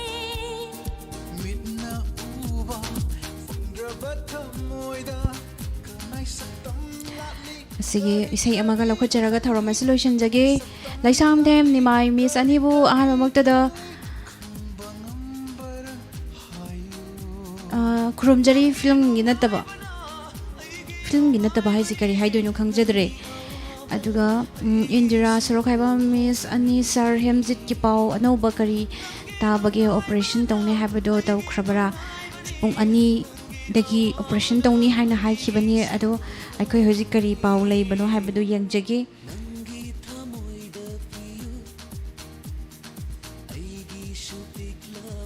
ꯍꯧꯖꯤꯛ ꯐꯥꯎꯕꯗꯤ ꯀꯔꯤꯃꯠꯇ ꯄꯤꯔꯛꯇ꯭ꯔꯤ ꯍꯣꯔꯦꯟ ꯄꯤꯖꯔꯛꯑꯀꯥꯟꯗ ꯑꯩꯈꯣꯏꯅ ꯍꯌꯦꯡ ꯁꯥꯔꯗ ꯑꯞꯗꯦꯠ ꯇꯧꯖꯍꯟꯒꯦ ꯑꯗꯨꯒ ꯊꯥꯒꯠꯆꯔꯤ ꯍꯥꯏꯕꯤꯔꯛꯄꯒꯤꯁꯤꯗꯃꯛ ꯑꯔꯣꯏꯕꯗ ꯏꯁꯩ ꯃꯇꯦꯛ ꯑꯃꯃꯝ ꯁꯛꯄꯤꯔꯝꯃꯣ ꯃꯤꯁ ꯑꯅꯤꯕꯨ ꯁꯥꯟꯇꯤ ꯄꯨꯈ꯭ꯔꯝꯕꯝ ꯏꯁꯩ ꯁꯛꯆꯔꯔꯣꯏꯒꯦ ꯉꯁꯤꯒꯤ ꯏꯁꯩ ꯃꯇꯦꯛ ꯑꯃꯒ ꯂꯥꯟꯊꯣꯛꯆꯔꯒ ꯑꯩꯈꯣꯏ ꯊꯧꯔꯝ ꯑꯁꯤ ꯂꯣꯏꯁꯤꯟꯖꯒꯦ ꯊꯥꯒꯠꯆꯔꯤ ꯑꯔꯨꯟ ꯑꯊꯣꯏ ꯃꯩꯇꯩ ꯑꯔꯨꯟ ꯂꯥꯏꯁ꯭ꯔꯝ ꯊꯥꯒꯠꯆꯔꯤ ꯍꯥꯏꯅꯤꯡꯉꯥꯏ ꯂꯩꯇꯅ ꯊꯧꯔꯝ ꯑꯁꯤꯗ ꯆꯪꯕꯤꯔꯛꯄ ꯃꯅꯤ ꯃꯩꯇꯩ ꯊꯥꯒꯠꯆꯔꯤ ꯑꯁꯤꯒꯤ ꯑꯔꯣꯏꯕ ꯏꯁꯩ ꯑꯁꯤ ꯂꯧꯈꯠꯆꯒꯦ ꯈꯟꯕꯤꯔꯛꯂꯤꯕ ꯑꯔꯣꯏꯕ ꯏꯁꯩꯁꯦ ꯏꯕꯦꯝꯆꯥ ꯂꯩꯃ ꯇꯦꯟꯊꯥꯒꯤ ꯏꯁꯩꯁꯦ ꯌꯥꯝ ꯀꯟꯅ ꯊꯤꯖꯕꯅꯦ ꯑꯩꯈꯣꯏꯒꯤ ꯃꯥꯏꯀꯩꯗꯒꯤ ꯏꯁꯩ ꯃꯌꯦꯛꯁꯦ ꯍꯥꯏꯕꯤꯔꯛꯇꯕꯅ ꯊꯥꯕꯁꯦ ꯉꯝꯖꯔꯣꯏꯗꯧꯔꯦ ꯑꯗꯨꯒ ꯏꯕꯦꯝꯆꯥ ꯂꯩꯃ ꯇꯦꯟꯊꯥꯒꯤ ꯃꯈꯥꯗ ꯂꯩꯕ ꯃꯤꯑꯣꯏ ꯑꯃ ꯆꯤꯡꯈꯠꯆꯒꯦ ꯁꯣꯝꯒꯤ ꯋꯥꯔꯧꯕꯤꯒꯅꯨ ꯏꯁꯩꯁꯦ ꯃꯌꯦꯛꯁꯦ ꯍꯥꯏꯕꯤꯔꯛꯇꯕꯅ ꯊꯤꯕ ꯐꯪꯖꯗꯕꯅꯤ ꯍꯥꯏꯇꯥꯔꯦ ꯑꯩꯈꯣꯏꯅ ꯐꯅ ꯀꯟꯅ ꯍꯣꯠꯅꯖꯕꯅꯤ ꯑꯩꯈꯣꯏꯅ ꯏꯁꯩꯁꯦ ꯊꯥꯖꯒꯦ ꯍꯥꯏꯗꯨꯅ ꯏꯁꯩ ꯊꯥꯗे ꯍꯥꯏꯕꯤꯔꯛꯄ ꯌꯥꯝꯅ ꯅꯨꯡꯉꯥꯏꯖꯗꯦ ꯑꯗꯨꯒ ꯏꯁꯩꯁꯦ ꯈꯟꯕꯤꯔꯛꯑꯃꯒꯗꯤ ꯉꯁꯥꯏꯅ ꯑꯩꯈꯣꯏꯅꯁꯨ ꯍꯥꯏꯖꯕꯅꯤ ꯏꯁꯩꯒꯤ ꯃꯌꯦꯛꯇꯣ ꯑꯃꯨꯛꯇꯪ 이비라가디 해나 누가이자가니 이세시 타자게 하이드나 아도 와로 비다나바수 하이자리 마탕기 라이브 챗 프로그램다 이샤이 마이엑수 이비락나바수 강한자리 아두가 ngasi기 aroibe iseisi ꯔꯟꯖꯤꯇꯥ ꯑꯗꯨꯒ ꯑꯃꯁꯨ ꯀꯃꯦꯟꯁꯦ ꯃꯃꯥꯡꯗꯁꯨ ꯇꯤꯂꯣꯇꯃꯥ ꯑꯃꯁꯨ ꯏꯁꯩ ꯈꯟꯕꯤꯔꯦ ꯃꯤꯅꯝꯖꯔꯣꯏꯒꯦ ꯂꯩꯔꯤ ꯉꯥꯏꯔꯤ ꯍꯥꯏꯕ ꯏꯁꯩꯁꯦ ꯍꯧꯖꯤꯛ ꯐꯥꯎꯒꯤ ꯑꯣꯏꯅꯗꯤ ꯑꯩꯈꯣꯏꯅ ꯊꯤꯖꯕꯗ ꯐꯪꯖꯗ꯭ꯔꯦ ꯑꯗꯨꯗꯨꯅ ꯃꯇꯨꯡ ꯇꯥꯔꯛꯄ ꯕꯤꯌꯔ ꯑꯃꯗ ꯑꯣꯏꯅ ꯈꯨꯗꯣꯡꯆꯥꯕꯁꯤ ꯄꯤꯖꯔꯒꯦ ꯃꯊꯪꯒꯤ ꯊꯧꯔꯝꯗ ꯁꯣꯏꯗꯅꯃꯛꯀꯤ ꯏꯁꯥꯅ ꯄꯥꯝꯕꯤꯔꯤꯕ ꯏꯁꯩꯗꯨꯒꯤ ꯗꯤꯇꯦꯜꯁ ꯐꯖꯅ ꯍꯥꯏꯕꯤꯔꯛꯅꯅꯕ ꯅꯣꯂꯨꯛꯆꯒꯦ ꯑꯔꯣꯏꯕ ꯏꯁꯩ ꯈꯨꯗꯣꯜ ꯇꯝꯖꯔꯤ ꯇꯥꯃꯤꯟꯅꯁꯤ ꯁꯥꯔ ꯖꯦꯝꯁꯀꯤ ꯏꯁꯩ ꯑꯩꯒꯤ ꯂꯥꯏꯔ ꯂꯩꯀꯣꯟꯒꯤ ꯆꯠꯂꯣ ꯍꯥꯏꯅ ꯁꯩꯍꯧꯕ ꯏꯁꯩꯅꯤ ꯈꯟꯕꯤꯔꯛꯄ ꯑꯁꯤ ꯔꯟꯖꯤꯇꯥ ꯋꯥꯏꯔꯣꯛꯄꯝ ꯌꯥꯝ ꯐꯖꯕ ꯃꯆꯟ ꯑꯣꯏꯕꯤꯁꯤꯡꯗ ꯃꯕꯨꯡ ꯑꯣꯏꯕꯁꯤꯡꯅ ꯁꯩꯊꯥꯗꯨꯅ ꯁꯛꯄ ꯏꯁꯩ ꯅꯨꯡꯁꯤꯔꯕ ꯏꯁꯩꯁꯦ ꯃꯌꯥꯝ ꯄꯨꯝꯅꯃꯛꯇ ꯗꯦꯗꯤꯀꯦꯠ ꯇꯧꯖꯒꯦ ꯇꯥꯃꯤꯟꯅꯁꯤ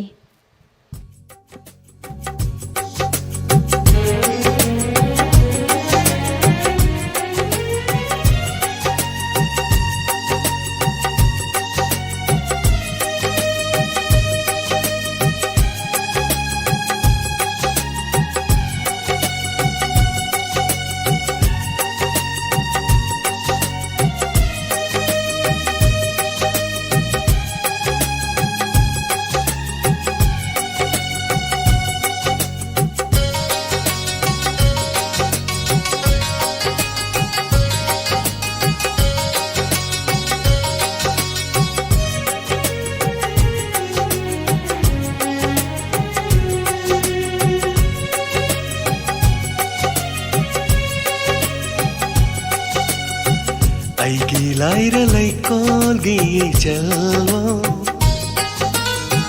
ꯅꯨꯡꯁꯤꯗꯀꯣ ꯅꯨꯡꯁꯤ ꯊꯣꯏꯔꯕꯤ ꯅꯪꯁꯦ ꯑꯩꯒꯤ ꯂꯥꯏꯔ ꯂꯩꯀꯣꯜꯒꯤ ꯆꯜꯂꯣ ꯅꯨꯡꯁꯤꯗꯀꯣ ꯅꯨꯡꯁꯤ ꯊꯣꯏꯔꯕꯤ ꯅꯪꯁꯦ ꯅꯨꯡꯁꯤꯖꯩꯗꯀꯣ ꯅꯪꯁꯦ ꯄꯨꯝꯅꯃꯛꯇꯒꯤ ꯅꯨꯡꯁꯤꯖꯩꯗꯀꯣ ꯅꯪꯁꯦ ꯄꯨꯝꯅꯃꯛꯇꯒꯤ ꯊꯋꯥꯏꯅꯤꯅꯦ ꯅꯪꯁꯦ ꯑꯩꯒꯤ ꯊꯋꯥꯏꯅꯤ ꯊꯋꯥꯏ ꯑꯩꯒꯤ ꯂꯥꯏꯔ ꯂꯩꯀꯣꯜꯒꯤ ꯆꯜꯂꯣ ꯅꯨꯡꯁꯤꯗꯀꯣ ꯅꯨꯡꯁꯤ ꯊꯣꯏꯔꯕꯤ ꯅꯪꯁꯦ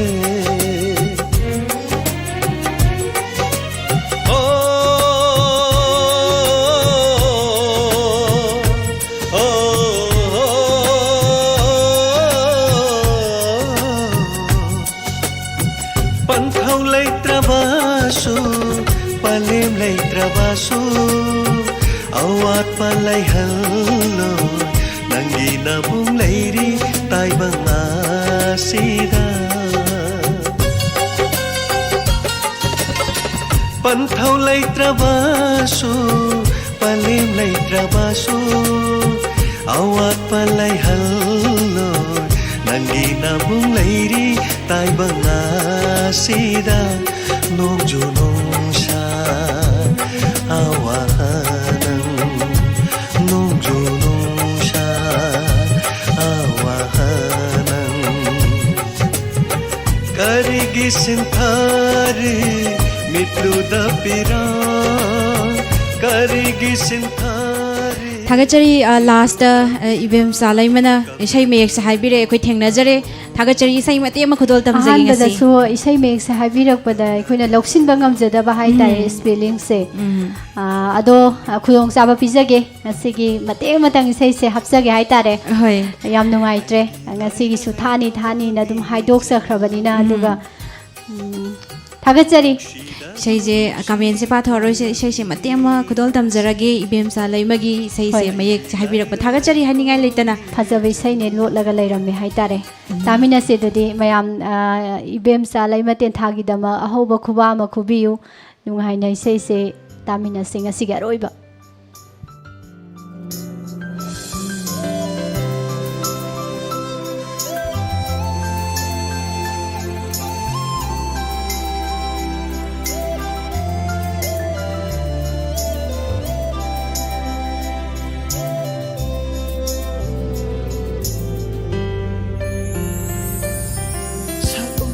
dabi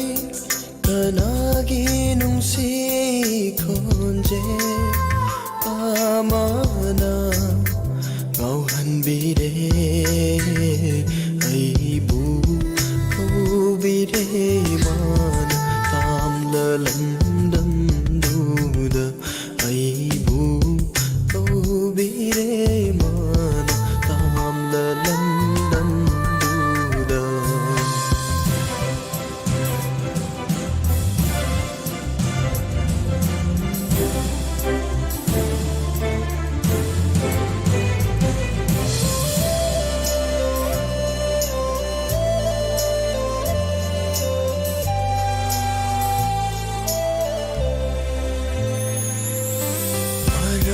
leiba magi wahai kayana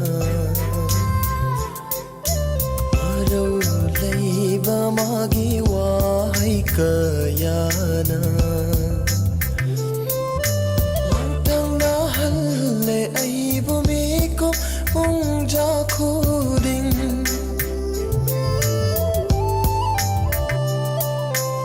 arau leiba magi wahai kayana langtang na halle aibo miko ungza khudi kauge khalui kauge ngamde kauge khalui kauge ngamde magi nungsi khonje aibu kaubire man tamla lam aibu kaubire man tamla lam duda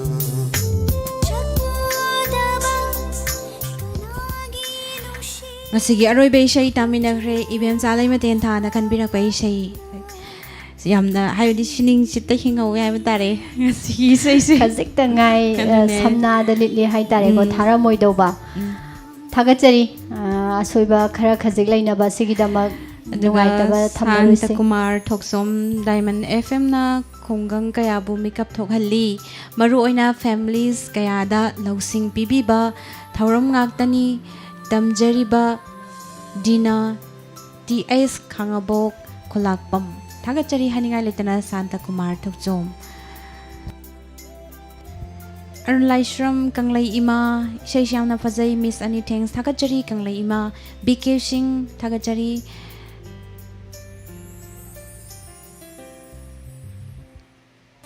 दुगा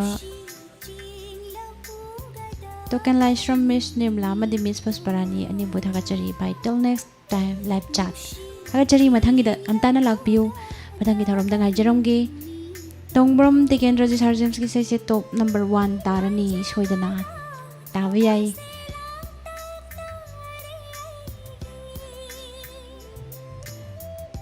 Thagachari email somendro Miss Ani Busu. Nanauna Hanna Thagachari live chat library by Jason. Sinaw mayam Busu Taramna. Thagachari Maibam Somendro. Tilo tamagi se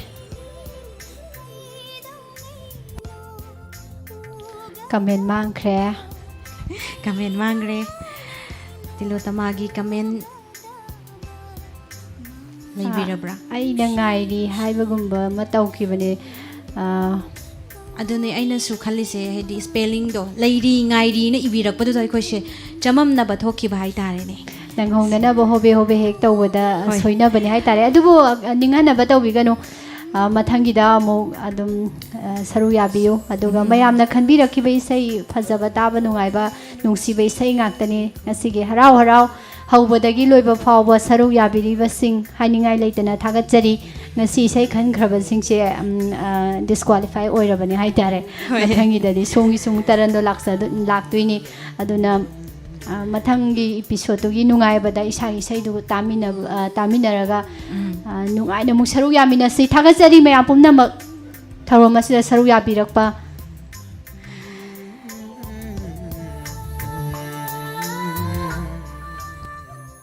ngasi gi damakta di lepa bokpa numit khudingi sandokjaba live chat program matang asida loisinjabaga loinana Diamond Radio channel asigi ahan batharom paring su loisinjana bagi ayaba do mayamdagi lawjari loisilakpada Pusparani Laishrom amadi Nirmala thangjam anina khurumjari